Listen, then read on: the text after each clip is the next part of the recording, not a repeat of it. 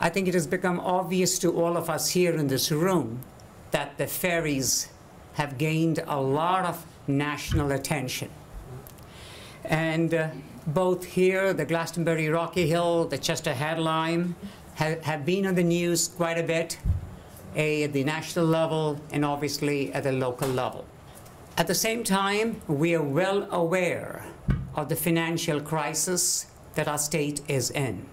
As we speak, I'm told the negotiations are still going on, and we do not know what's going to happen at the end after the concession package, in whatever form it is going to be voted upon, and what the governor is going to accept, and as we move and try to fill this $1.6 billion deficit that we all have in our budget. I want to keep that at the back of our minds all the time. Keep that in the backdrop as to what is the state of our state as far as its financial status is concerned. And with that, consider what are the various options that we have so that our ferries, both the Glastonbury Rocky Hill as well as the sister ferry, are still viable in the year and in the years to come. So that is the intent for all of us to get together here this evening and spend about an hour among ourselves, try to talk about options, and as you can see, at the end of the day or end of the evening, try to see what is it that we need to accomplish and how do we go about trying to achieve that goal of ours. One of the things I think a lot of people have said is to revisit the operating hours of the ferry.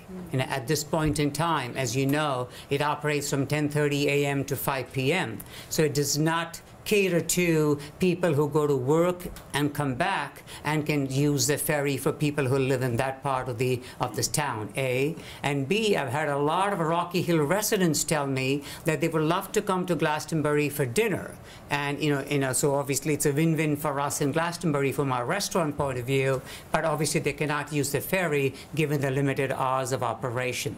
So as you said, in terms of tourism and in terms of publicity, so people are aware, and maybe we need to look at the operating hours of the ferry. Along with the legal option that we have, and probably, hopefully not the only option, and as Tony said, making changes in the law so that it never comes up for discussion again, looking at it from a private partnership and whether that is going to be viable and where it takes us or something. Because I've got a lot of emails too from people saying that they would be interested to see if that is an option available and something we need to explore. As Betty, as you said, we don't have I don't have the comparison of all the years that have gone by in terms of when the ferry was running at different hours. But as now, on an average, we lose in the Glastonbury Rocky Hill ferry something to the tune of about $250,000 to $300,000 on an annual basis. It costs us about $345,000 to $350,000. We bring in the neighborhood of about $45,000, give or take.